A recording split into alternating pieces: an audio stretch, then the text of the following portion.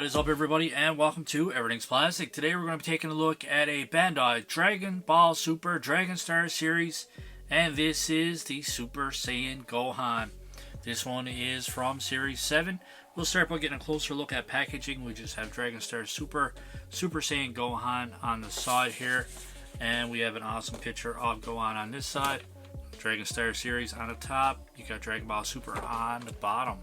On the back here we have three other figures from Series 7, and this is actually the Super Saiyan Broly Build-A-Figure, which is pretty awesome. We finally have all the pieces for this one, so we gotta try to get the review done so we can finally assemble the awesome Broly action figure. 6 other figures in the wave, like I previously mentioned. We have Vegeta, Super Saiyan Gohan, Ultra Instinct Goku, Vegito, Future Trunks, and Goku Black. Very nice.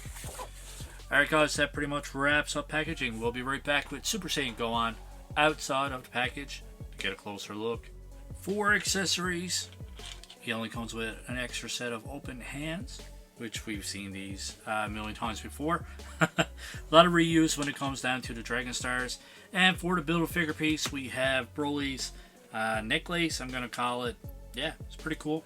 Painted nicely. And then we have his upper body.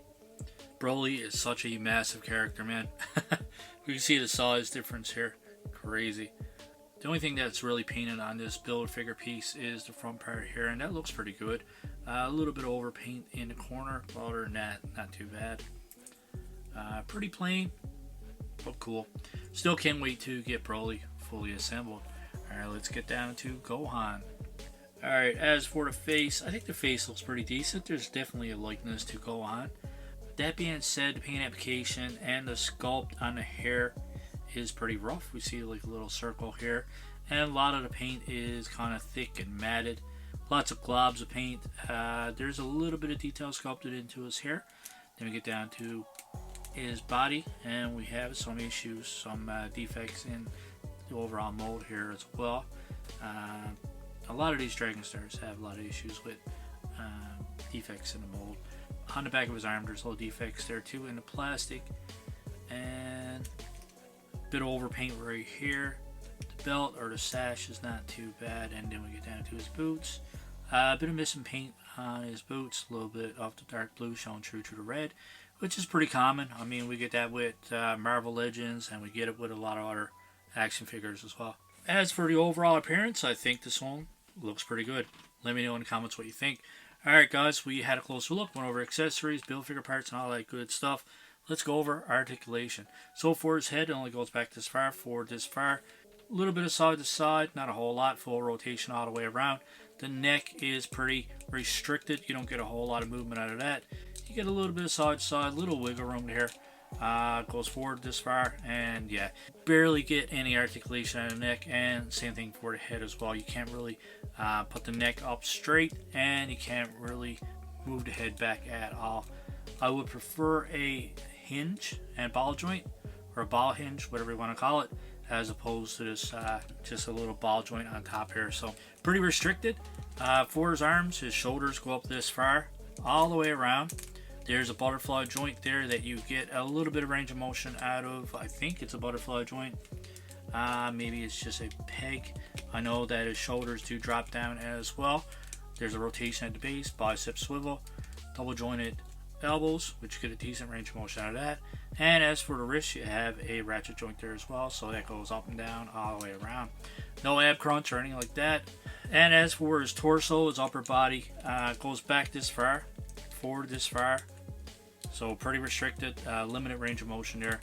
Those spin all the way around. His legs only go out this far, forward this far, so pretty restricted going forward as well, and no range of motion going back. Now his hips do drop down a little bit. You do get a little bit of added articulation, but not a whole lot. We have double jointed knees, which are restricted as well. You only get about 90 degrees out of that. And for his ankle, that spins all the way around. There's a ratchet joint on the bottom as well. Didn't know it was a ratchet joint because you have very restricted range of motion there.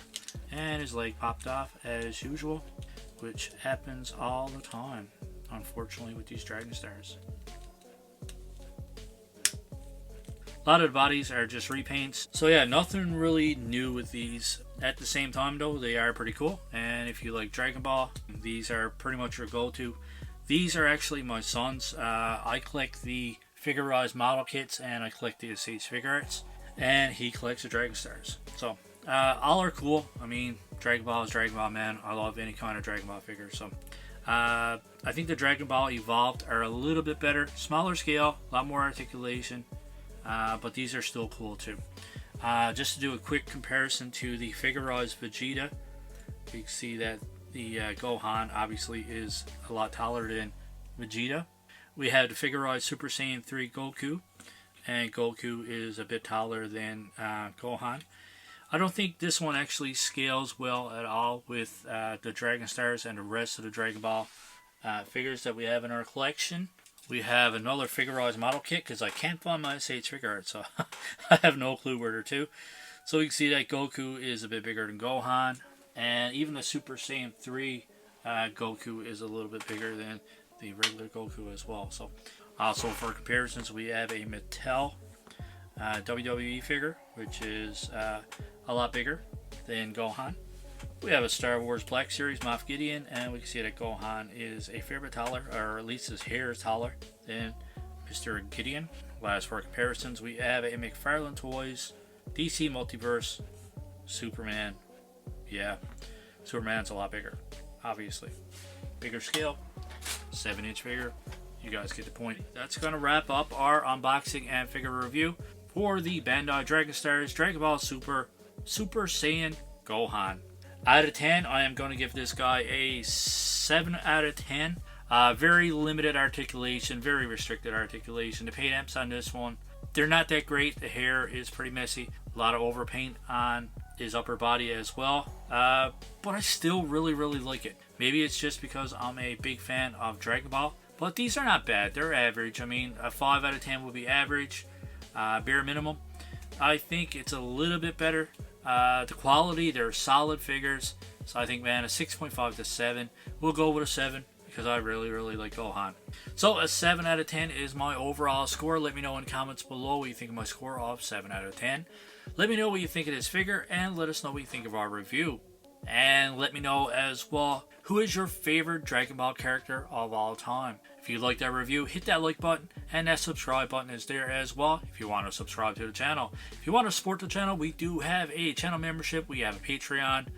All that good stuff is linked in the description below. Check it out.